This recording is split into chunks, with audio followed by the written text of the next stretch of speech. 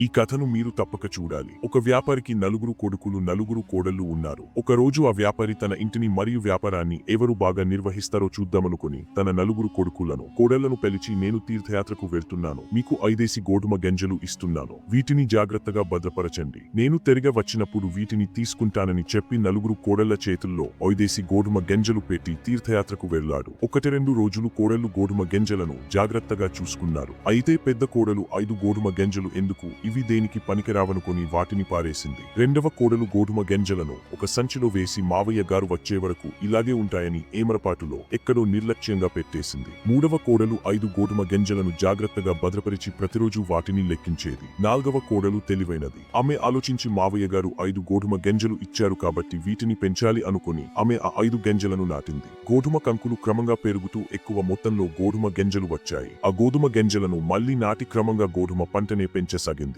చివరకు 500 గోధుమ గోనె సంచులను గెడ్డంగలో నిల్వ చేసింది. వ్యాపారి తిరిగి వచ్చి అతను పెద్ద కోడలిని 5 గోధుమ గింజలు అడిగాడు. ఆమె 5 గింజలు ఎందుకు పనికొస్తాయని, నేను వాటిని పారేశానని చెప్పింది. రెండవ కోడలిని అడగ్గా ఆమె ఎక్కడో పెట్టేశానని, దొరికితే ఇస్తాను అని సమాధానం చెప్పింది. మూడవ కోడలు వెళ్లి 5 గింజలను తెచ్చి, నేను వీటిని జాగ్రత్తగా భద్రపరిచానని, రోజూ లెక్కించేదానని చెప్పింది. చివరగా ఆ వ్యాపారి నాల్గవ కోడలిని పిలిచి గోధుమ గింజలు అడిగాడు. ఆమె తన మావయ్య గారితో, మావయ్య గారు, గెడ్డంగ చూడండి, 5 గింజలతో 500 గోధుమ గోనె సంచులు సిద్ధం చేశానని చెప్పింది. వ్యాపారి చాలా సంతోషించి తన ఆస్తిని మరియు బాధ్యతలను చిన్న కొడుకు, కోడలికి అప్పగించాడు. నీతి: మన పూర్వీకుల నుండి వచ్చిన సంపదను నాశనం చేయకూడదు. మన తెలివితో వాటిని అభివృద్ధి చేసుకోవాలి.